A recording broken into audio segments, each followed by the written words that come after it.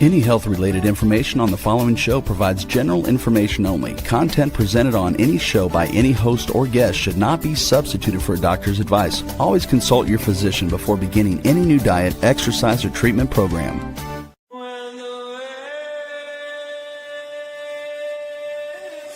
For centuries, ancient cultures knew the secrets to longevity, vitality, and healing. Now, modern science is catching up. Ageless Blueprint is a podcast that will reveal the modern secrets of better health and a better life. Join Dr. Eldred Taylor here today and every Wednesday at 9 a.m. Eastern Time on W4HC Radio at W4HC.com.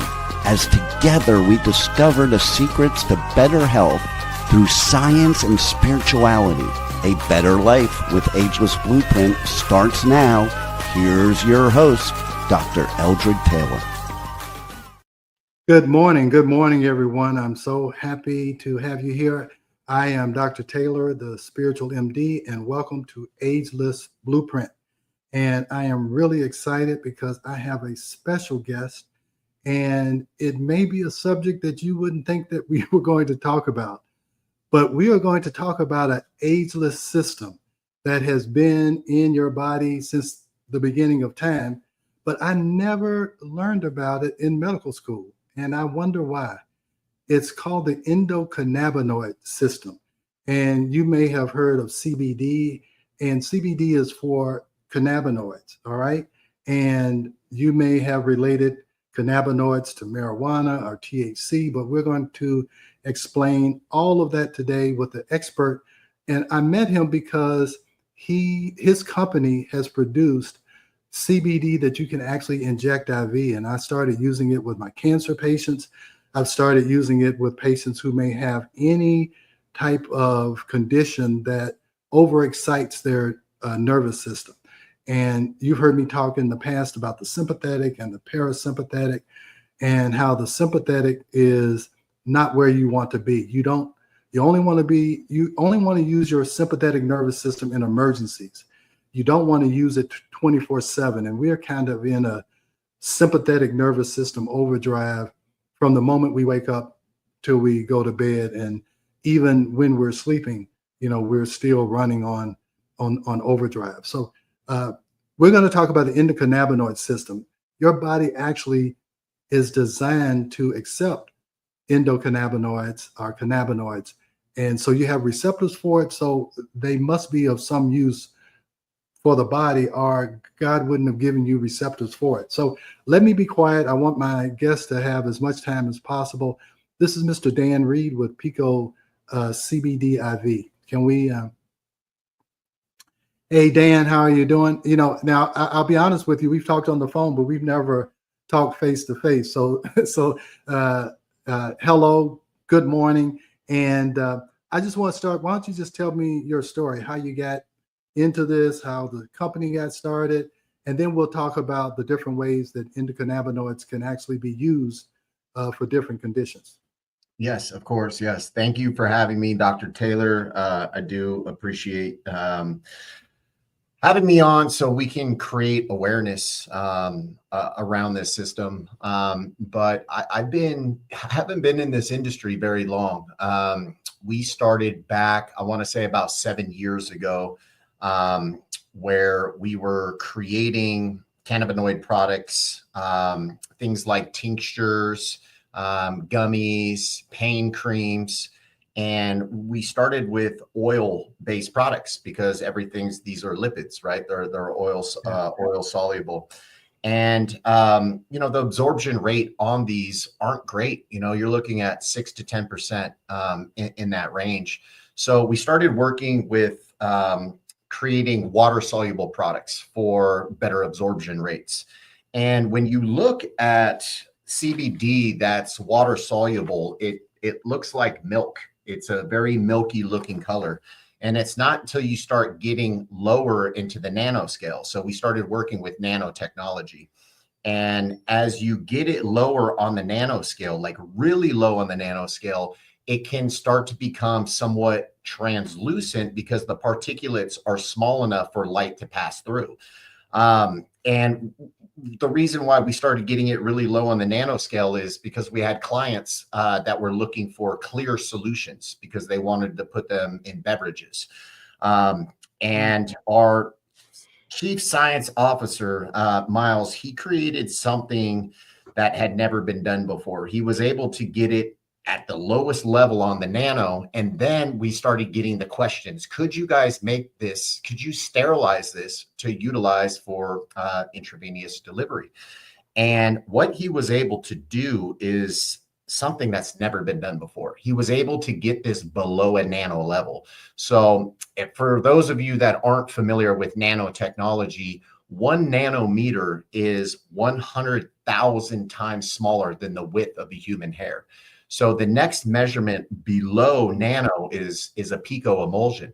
So he was able to get it below the nano scale. And by being able to do that, we could safely sterilize this, which is something that's never been done. So there's 2 things. One, you have to make it water soluble. Then you have to be able to get the particulates small enough to be able to pass through a sterile filter. And that's what we've been able to accomplish.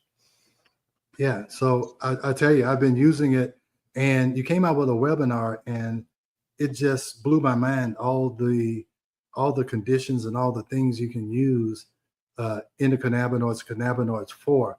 So if you could, why don't you can you just talk about how massive that system is in your body and how many areas it can affect?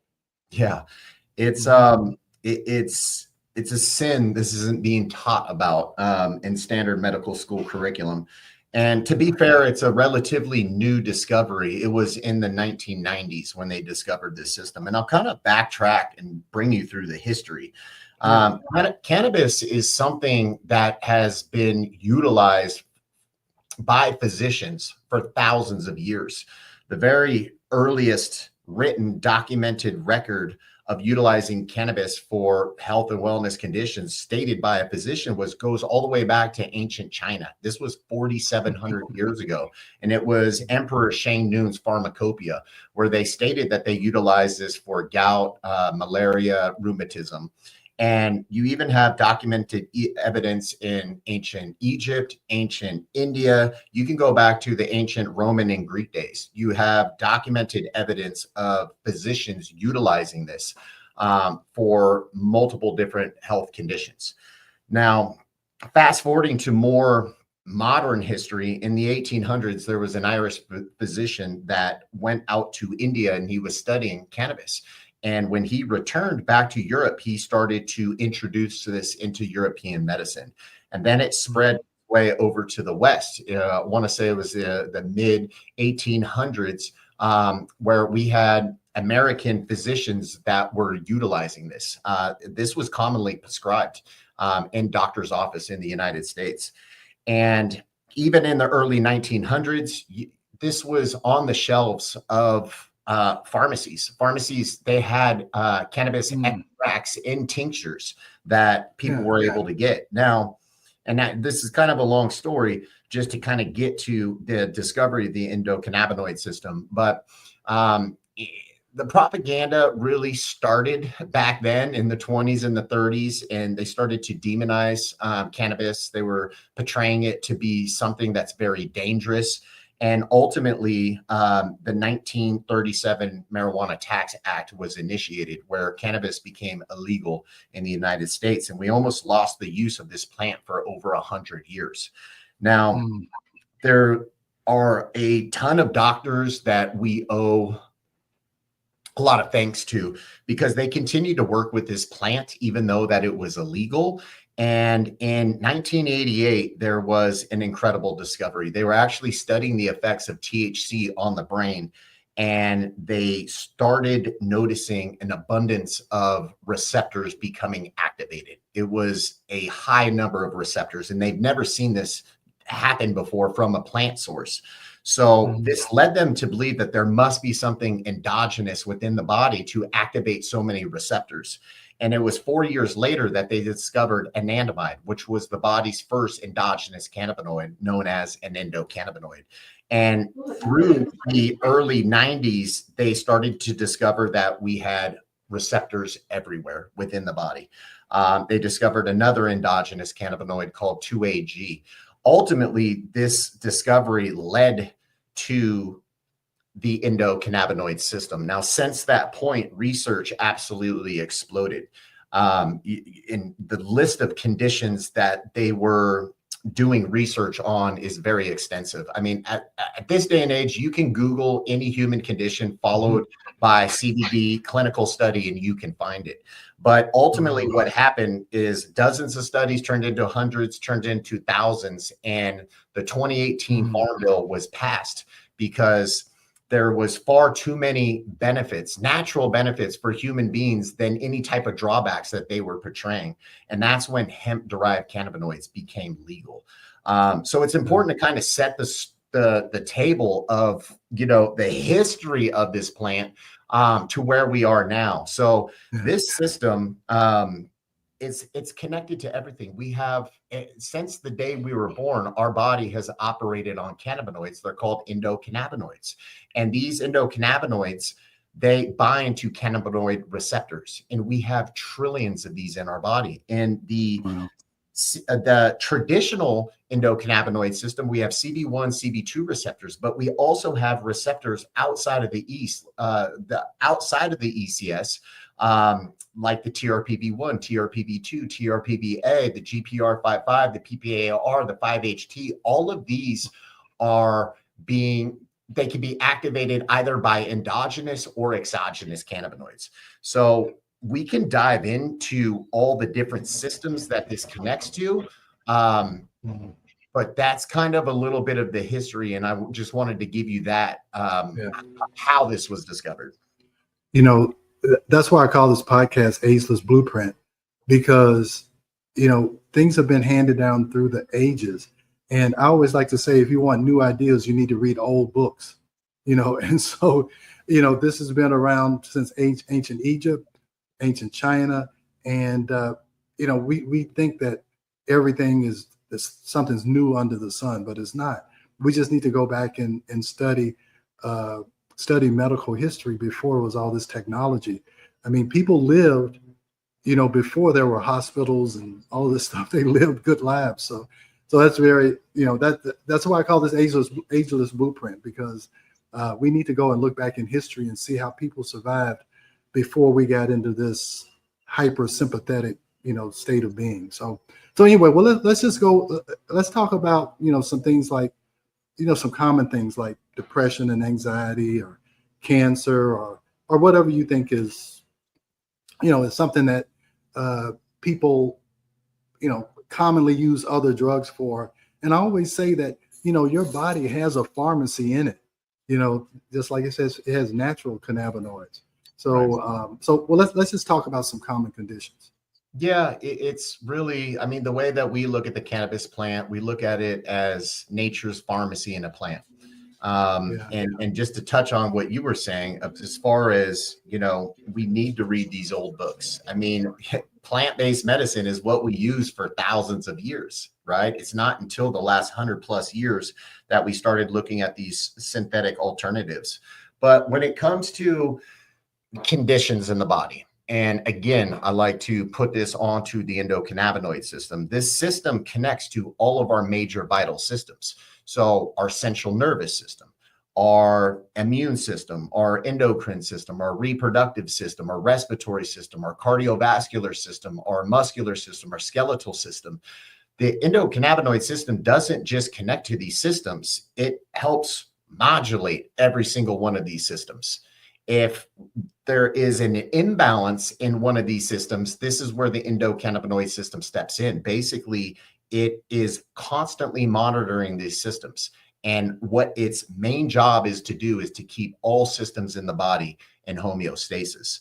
So when the body becomes compromised due to disease, illness, injury, stress, anxiety, depression, any of these things take place in the body, it creates an imbalance in the body. And the ECS then wants to step in to recreate that harmony, restore that balance. And it does that by calling for the genesis of new endocannabinoids. Now, those will be released and traverse to the area of the body that has become compromised, and it binds to that cannabinoid receptor. And once this connection occurs, it opens it like a lock and key, which can open a communication pathway that enhances cellular communication. And there's a cascade of signaling events that take place where the body goes through a natural healing progression. The ECS wants to restore balance when things become compromised. And it's doing this 24/7, 365. It is always working for you. But to touch on what you were asking, it's, we always have to be careful about the way that we word this, right? Because this isn't something that is FDA approved. And so we discuss a lot of what the endocannabinoid system does, and that we're just enhancing the system with the plant-based cannabinoids. But when it comes to cancer, it's really too early to tell. I do work with a good group, many different integrative oncology clinics, and they have fully incorporated this into their protocol. So this is something that can provide comfort for them, can provide quality of life. And what's difficult to pinpoint exactly what it's doing is a lot of these doctors are stacking 10 to 12 different modalities, right? Are they getting home runs where they're having massive success stories? Absolutely. But the fact is, we don't know exactly what it is. And it's hard to ask these doctors when they're working with somebody that's stage 4. Can you just use the Pico IV to see what it's doing? But I can tell you this, they have fully incorporated this into their protocols due to what they are seeing for sure.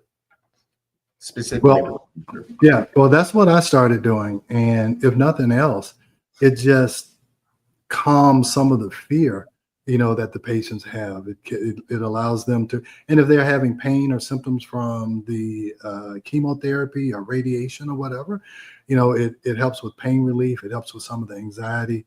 So I'm from the old school. I'm 64 years old. So I grew up where, marijuana or cannabis was a gateway drug, and I'm beating down my kids, don't do it.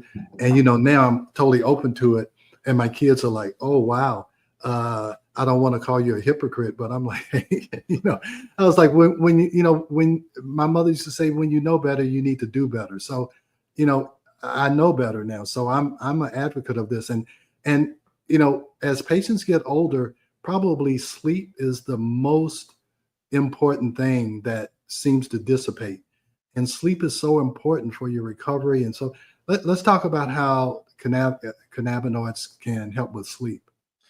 Yeah, it's the ECS is very connected to our central nervous system. The endocannabinoid system connects to our circadian rhythm. And it has a calming effect. So we have cannabinoid receptors in the brain, all portions of the brain, but it's connected to certain neurotransmitters within the brain, like GABA, which some of these have calming effects. So we are hearing that people are having tremendous sleep post infusions, or even people that are utilizing tinctures and things like that. There's a deep connection there being able to help people get restful sleep. And that's one of the things too that's important for the endocannabinoid system to rest. This is a system that's working 24/7, 365. All systems need a break here and there, right? It's constantly monitoring for imbalances in the body. So when you were getting restful sleep, you're actually recharging your endocannabinoid system. Well, I'm going to be honest with you. I started taking some Delta 8 gummies about, I don't know, a year ago. And I'll tell you that, I have my sleep watch on, and I mean, it greatly improved my sleep. My sleep scores have gone up. I mean, I was sleeping 3 hours a night. I was waking up at 2 or 3 o'clock in the morning, couldn't go back to sleep. And I knew it was deleterious to my health. And that really made me a believer, especially when I saw I was getting more deep sleep, more REM sleep. So I'm truly I'm all on board, and we use them in our practice. We have some patients who swear by it, and it's 10 times better than Ambien or Xanax or Ativan or any of those benzodiazepines or anything. So I'm a big proponent for using it to help people sleep. Yeah, it naturally connects with the body's own melatonin system, to where it's definitely one of the bigger compliments that we feel or that we hear. And kind of to touch back on what you were saying about the cancer, the standard, right, in the medical industry is chemo and radiation, which we know just absolutely torches their immune system. So one great thing about the endocannabinoid system is it works hand in hand with our immune system. We have CB2 receptors connected to our immune cells. So CB2 receptors, that's the cannabinoid 2 receptors. These are attached to all of our immune cells, our macrophages, our T cells, our B cells, our neutrophils, mast cells, natural killer cells. So by utilizing plant-based cannabinoids, if you think about post, chemo and what they go through, and so many people that are doing the high dose vitamin C, this is something that pairs very well with that and could potentially help rebuild that immune system. Yeah, that's where I use it. I use high dose vitamin C with my cancer patients, and I see great things with that. Whether they're going down the conventional road and getting the chemo and radiation, using the high dose IVs, vitamin C with the CBD, they get through the chemo better. They respond better to the chemo. The patients will go back to their oncologist and like, wow, the chemo's working so well. They don't know that they're getting the vitamin C and the CBD with it. So yeah, I'm a big proponent of high dose vitamin C, and adding the CBD just enhances it. So I love it. I really do, and the patients really respond well to it also. So here's some of the things that are really important about Pico IV, and it has to do with the particle size. As we were discussing how the product was made, that we had to reduce the particle size. We got a very good portion of this below a nano level. Roughly about 800 picometers at its smallest point. So the cannabinoid particulates that are going into the bloodstream are roughly 10,000 times smaller than a red blood cell. So this has the ability to get into areas of the body, other therapies, other modalities, and certainly no other cannabinoid has ever been able to reach. So it's able to get to receptors that are in the brain, right? This is something that can easily cross the blood-brain barrier, but also receptors that we have deep in the tissues and deep in cells. So, we've worked with cannabinoids, like I said, for about 7 years, and we've worked with plenty of doctors and nurses. We know this technology is massive because the stories that we're hearing, there's not a week that goes by that we don't have goosebumps on our arms from what we're hearing from some of the doctors, physicians, and the nurses that we work with. So really, there's two things that have been accomplished that have never been done before. One is creating something that is sterile, right? And then the other is the particle size. So combining these two into one product. Wanted to touch on that real quick because it is into areas of the body just we haven't seen it reach before. Well, hey, let's answer the big question. The difference between cannabinoids and THC and marijuana, because it all gets grouped together. So it's like, oh, you're giving patients marijuana IV, or so let's separate all that out.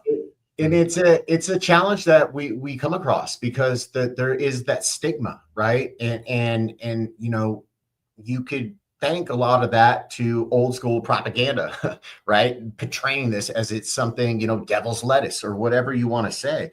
The truth is, this plant is absolutely incredible. There are over 200 different cannabinoid compounds in the cannabis and hemp plant. Over 200. THC is just one. CBD is just one. And beyond that, we have over 200 different terpene profiles. All of these have different therapeutic effects, so to speak. And a lot of these we're starting to investigate. But the difference is THC is loaded with THC. So there's a line down the middle between cannabis and hemp.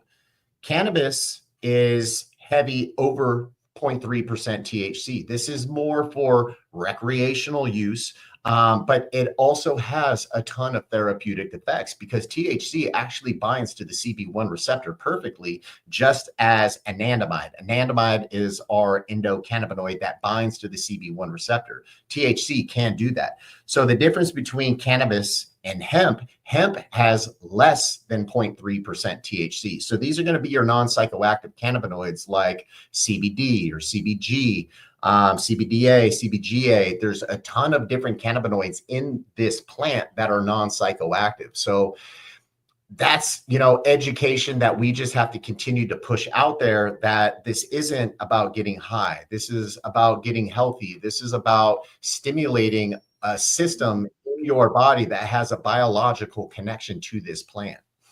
Yeah. And that's why I wanted to have you on, because it's so much, again, propaganda. And I was a victim of that propaganda, growing up when I saw somebody. And again, I mean, it's illegal. So it's more than propaganda. I mean, I would, you see somebody smoking marijuana, you think they're a degenerate, Yeah. and that's just, and most of the time I tell patients, if you're craving sugar, it's because your body needs something. It's just picking the wrong thing. It needs energy, and so it's craving sugar. So you got to think that if people are doing illegal things and it's because the body needs something. It's trying to fill those receptors. That's how I look at any kind of craving. The body is wanting something. Sometimes it picks the wrong thing, but it's trying to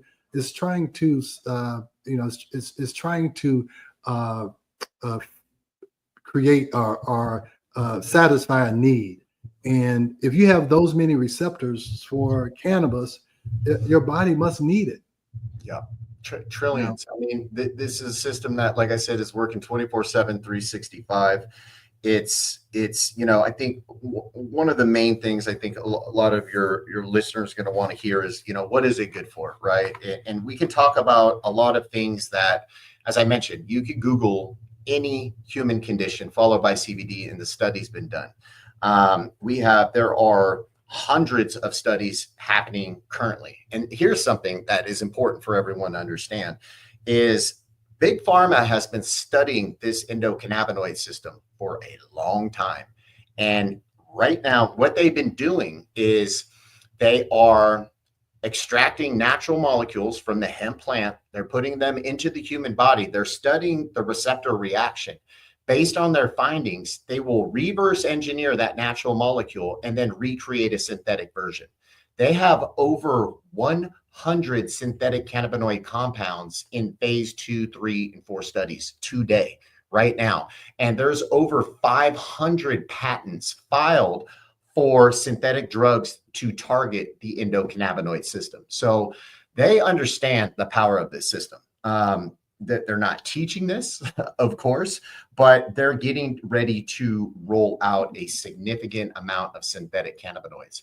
And some of the reason is, as I mentioned, that this is connected, the ECS is connected to, it can help modulate, can help regulate your your central nervous system in many different ways in the brain. The ECS is very neuroprotective, and it does this multiple different ways. One are endogenous cannabinoids, endocannabinoids. They act as antioxidants in the brain, and they can scavenge for free radicals.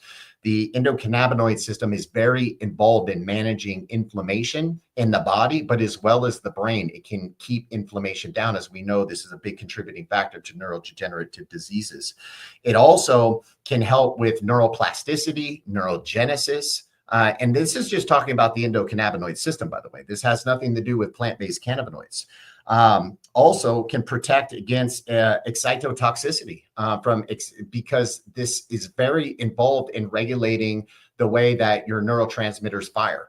So very involved in neuroprotection. Now, as I mentioned, these plant-based cannabinoids, they're small enough, the particulates are small enough to cross the blood-brain barrier. So there have been numerous studies on this helping, not our product, but plant-based cannabinoids helping for anxiety, helping for tension, helping for, various different mental conditions. So this is exciting when we know how neuroprotectant that the ECS is, and that we have cannabinoids that can stimulate the system in the brain. And we are looking into like neurodegenerative diseases. So this is an area of interest for us for sure. Now, just to keep touching on areas that we're seeing incredible benefits in, one would be inflammation in the body. So the endocannabinoid system is very involved in managing inflammation in the body. It can downregulate pro-inflammatory cytokines. It can inhibit the COX-2 pathway with the right signal. So some of these plant-based cannabinoids can support, can stimulate our ECS to do these repairs or to balance things out in the body. Ultimately, that's what the ECS does. It tries to maintain balance in the body. Just to make sure everybody understands, when he's talking about neuroprotective, he's talking about protecting you against dementia and Alzheimer's and any kind of mental deterioration. And neuroplasticity means that your nerves can regrow. You can, if you have brain trauma or any kind of nervous system damage, we used to think the nerves could not regrow, but that neuroplasticity means that even if you have a stroke or whatever, your nerves can go around that damaged area and reconnect. Isn't that kind of what you're talking about? Yes. Yeah. Mm-hmm. The ECS is very involved in all of that, which is important. So like good molecules in the body, they decline over time, right? Yeah. So as we get older, our body doesn't produce as many endogenous cannabinoids that we once did when we were young. Now, we have enzymes in our body. The average lifespan of an endocannabinoid is roughly 30 seconds to 2 minutes. So we have enzymes that are involved in the genesis of them, but then we have different enzymes that are involved in the destruction of them. So we make these on demand. Our body can make hundreds of millions to billions of endogenous cannabinoids a day because they are called when they are needed from the endocannabinoid system, when there is an imbalance in the body. But once that endocannabinoid binds to that receptor and it does its job, it sends its signal, then the receptor broadcasts to the body what it needs to do. The enzymes will rapidly destroy them. And they do that so we don't have too many endocannabinoids in our body to oversaturate receptors.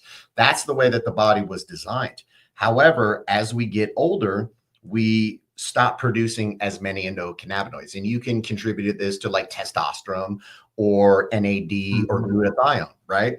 But we also have enzymes that can become overactive and they can actually destroy endocannabinoids before they actually reach the receptor. And this is a theory that Dr. Nathan Russo has been working on, which is called endocannabinoid deficiency. So this system was always designed to catch things early. It's my opinion that where health conditions come from, or maybe even serious disease comes from, are people that are deficient in endocannabinoids, because this system is designed to catch things early. When the body becomes imbalanced, it wants to recorrect that. So if we don't have enough endogenous cannabinoids in our body to do what it was always designed to do, then problems can start to manifest and turn into real serious problems. So endocannabinoid deficiency is something that is very serious and can absolutely be a massive contributing problem to health in America. Now, the challenge is, when we first got into this, I thought we would just be able to test somebody's endocannabinoid levels, that it would just be as simple as doing a blood test. It's not. And you have to get, if they're very invasive, you have to get into the brain or do it like a spinal fluid tap to actually get an accurate read on how many endogenous cannabinoids are in the body. But also the problem with that is even if we were to do that, it wouldn't give us an accurate reading because we make these on demand. So it's going to fluctuate depending on what you're going through, what type of stressors are happening in your body, what type of imbalances that you're dealing with. So it is always going to be a challenge to be able to pinpoint exactly how many we have in our body. Now, we're working with a couple of genetics companies where we're looking into doing genetic SNPs on the endocannabinoid system itself. We can do genetics testing on the enzymes that are creating our endogenous cannabinoids, and then we can also do genetics testing on the enzymes that are rapidly destroying our endogenous cannabinoids. So we can find out if we have overactive enzymes that are destroying our endogenous cannabinoids, which would lead us to believe that you would be deficient, and you could have been deficient just straight out of the gate of life. So that would be an area where we would look to supplement that. So can you figure it out looking at epigenetic testing? It's got to be SNPs or whatever. Epigenetics is the big thing now, is turning genes on or off. So, right. But there's no epigenetic indicators that someone may be deficient. So not a clear. I mean, you would have to look at the enzymes itself. So we just started this conversation with a company that can do about 70 different SNPs on the endocannabinoid system itself. So this is exciting because where plant-based cannabinoids can help with many different conditions. I mean, it's been studied for gastrointestinal, whether it's Crohn's, ulcerative colitis, IBS, lupus, Lyme, multiple sclerosis, fibromyalgia, mental neurological disorders, just inflammation in the body, for pain. These are all the things that plant-based cannabinoids have been studied for. But what I think we can do when looking at these genetics testing and to find out if somebody would be prone to be deficient in endocannabinoids from enzymes that are overactive, then we could start to supplement with plant-based cannabinoids and then start to balance out the ECS and utilize this as a preventative healthcare measure. So we can target the ECS for preventative healthcare, for longevity, for anti-aging. So there's multiple different ways that we can stimulate, enhance the endocannabinoid system for health and wellness, many different ways. Now, do you know much about heart rate variability? Because that heart rate variability kind of measures the balance between sympathetic and parasympathetic and how quickly, you can rebalance yourself. Have they done any studies looking at CBD and increasing heart rate variability? Because that's a mortality indicator. And are there any studies on looking at that increasing heart rate variability? I'm sure there are. I'm not familiar with them. I do know that CBD can function as a vasodilator. We do have CB2 receptors very much connected to our cardiovascular system. But as far as, the details of that, I'm not too familiar with it. And to be honest, it's been a bit overwhelming for us because sometimes I wish this was good for 2 or 3 things because we'd be a lot further along in our research. But, when you look at what the ECS connects to and where we have cannabinoid receptors in our body, it's a bit overwhelming because we have 51 different things that we want to do clinical studies on based on provider feedback that we're getting. Yeah. Hey, Rebel, we need to sneak in this commercial before, don't we? And we'll give our guest a little chance to drink some water. He's been talking a lot. So you want to go to break real quick? We are going to a quick break, so stay with us as we explore the ageless blueprint right here on W4HC Radio and Talk 4 TV. An ancient secret with a modern twist for better health and vitality. Dr. Taylor will be right back. Taking care of your health shouldn't mean taking a handful of pills every day. At Taylor MD Formulations, they create doctor-developed supplements that combine the best natural ingredients so you get the results you need with fewer pills. Taylor MD Formulations is backed by science, designed for real life with real results. Less pills, better health, doctor approved. Shop now at TaylorMDFormulations.com and discover smarter supplements for smarter health. That's TaylorMDFormulations.com. We are back for more of Ageless Blueprint. Once again, let's join Dr. Taylor for more insights and research on the ancient secret to better health and a better life in modern times. Here's your host, Dr. Eldred Taylor. You know, I'm back here with Dan Reed. He is the owner of Pico CBD IV. And I shouldn't say the owner. Okay, tell me. Yeah. Director of Business Development. Director of Business Development. Okay, he's the only person I know in the company. So to me, he's the president. So, I won't tell your boss that. Don't let him look at this podcast. But I wanted to get that commercial in because, and of course, somebody's cutting my grass outside. So I've been trying to mute myself. But we're going to start offering a lot of the products that he's working on. And we're going to work closely with him and try to provide our listeners and whoever else the cutting edge products that they're working on and they've already created. So just stay tuned for that. But let's continue. It sounds like it's too good to be true because when you say it's like it fixes everything, somebody thinks it's a snake oil. But this is just an overwhelming system. You just think of the nervous system. It innervates almost every cell in your body, and it's trying to send a message to every cell in your body. And it sounds like that's what the endocannabinoid system is doing also. Yeah, it's connected to everything. Like I said, we have trillions of receptors in the body that are responding to either endogenous or exogenous cannabinoids. This is a system that is working 24/7, 365 to keep us healthy, to catch things early.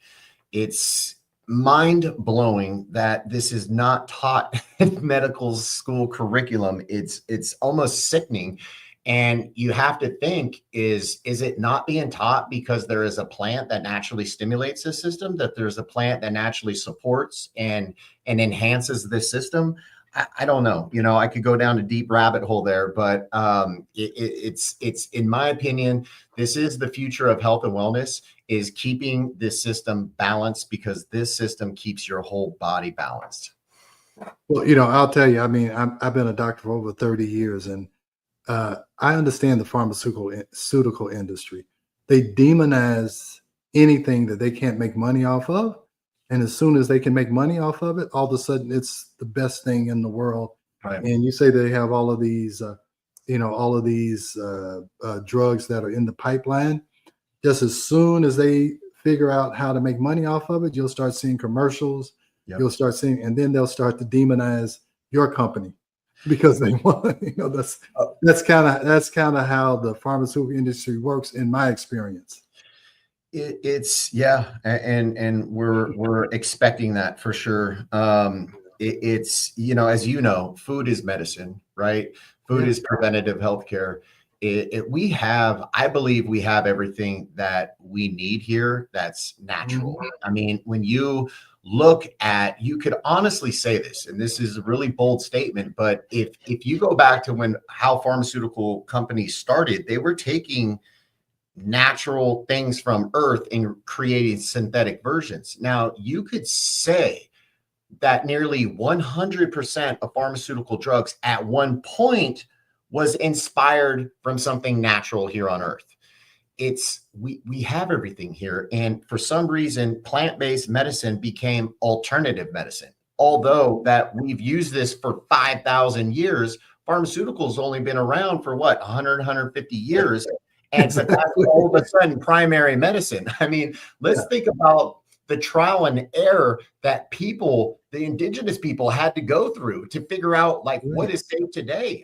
Just taking different plants and herbs and dying or getting sick for weeks at a time, to where we know now what is safe and what is not safe. So people now are looking for a more holistic approach. People are looking for non-synthetic options. And Yeah. I'm excited about the future because not just what we're doing with plant-based cannabinoids, and there's a lot of other things that we're working with the Pico technology outside of hemp as well. But there's a big shift happening right now.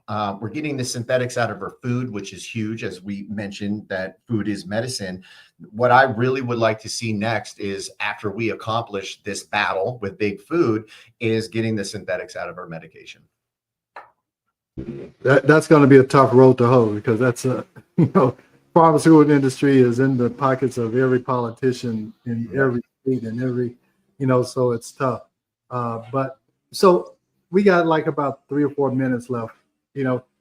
I guess you can just kind of wrap it up and just tell us some of the products that you guys have and how they can help people. I know you have the tinctures. You have some things that are topical that you use for pain. And so just kind of give us a broad group of what is out there so people can know what is available. Yeah. So with the other company, which is separate from Pico IV, there's about 150 different products that are plant-based, cannabinoid related, isolating different cannabinoids, whether it's CBG or CBN. A lot of people use CBN for sleep, the CBDA, CBGA. There's a lot of different ones, but you can get these in creams. You can get them in salves. If you're dealing with pain, you could rub this on your skin. There's massage oils. We have multiple different types of tinctures. I mean, there's gummies. There's so many different products. There's like 150 different products on that page. But with that side of the company, it's really more B2B, to where they can white label these for other doctors or nurses that want to carry a line with their own branding on it. So that is something that's an option. And really what we want to look at doing is where people have a master reset of the endocannabinoid system with getting an infusion, doing this like every 4 to 6 weeks, just as a master reset, and then being able to supplement daily with these just to keep it in balance. So your body is operating the way that it was intended to, in helping with any type of deficiencies that you have, and really safeguarding you and utilizing it more as preventative healthcare measures. And tell me about I'm interested because I want to carry some of these products. Tell me about the drinks. What how does that work? Yeah. What's in it? And Yeah, so they make like little shots, like little 2-ounce shots that you can drink it. It's all water soluble, so the absorption rate is so much higher than oil-based products. Plus, it'll hit you quicker. They also have beverage enhancers that comes in a squeeze bottle, and you just do a squeeze into one of the drinks. I think there's like 30 uses in one of those. They're also doing like popsicles, where you could do popsicles. You could get that with like, all the other different cannabinoids, CBD or the D8s or whatever you're looking for. Right. Yeah. Well, okay, Rebel, I think it's time for us to wrap it up. Is that correct? Rebel's my producer. She runs the show around here. It's time to wrap things up, Rebel. It is. If Dan could give the information on where to find everything he just said outside of Pico IV. Is there a website? It's going to come through Taylor MD Formulations. That's what I said. They do more B2B. So go to Taylor MD Formulations. We're planning on carrying as much of that line as possible. And I'll try and, give information out on the podcast and in my school group. But he's the mastermind, and I'll be following his direction. And we'll make sure that you have these things available, because it's important. And if we don't talk about it, I don't know who's going to talk about it. So I'm dedicated to talking about this because, again, in Ageless Blueprint, we follow the wisdom of the ages. And that's what cannabinoids are all about. So thank you so much, Mr. Reed. I really appreciate it. And you're getting up early and coming on with us. So we really appreciate it. And we'll stay in touch. Maybe we'll do a little follow-up as this whole system progresses. We'll touch bases with you again to see what else you've come up with. Okay. Yeah, that sounds good. I mean, we kind of shot this one from the hip. Maybe if we do another one, we could do it more focused on, something very specific. Yeah. Yep. Yeah. Okay. All right. But, it's good to get, for people to get an overview of this whole thing so we can kind of knock down some of that stigma and that propaganda that's kind of hurt this whole concept. So, all right. So I know it's time to go here. You guys, thanks again for joining us. We'll see you next week. Thank you, Mr. Reed. Thank you. All right. All right. Take care. All right. Thank you. Thanks for joining Dr. Taylor today. If you missed any part of this show, just check out the podcast wherever you listen to podcasts. Ageless Blueprint is every Wednesday at 9 a.m. Eastern Time on W4HC Radio at W4HC.com. Together, we discovered ancient secrets to better health through science and spirituality made for modern times. Until then, feel free to check out agelessblueprintpodcast.com and TaylorMDFormulations.com for more information.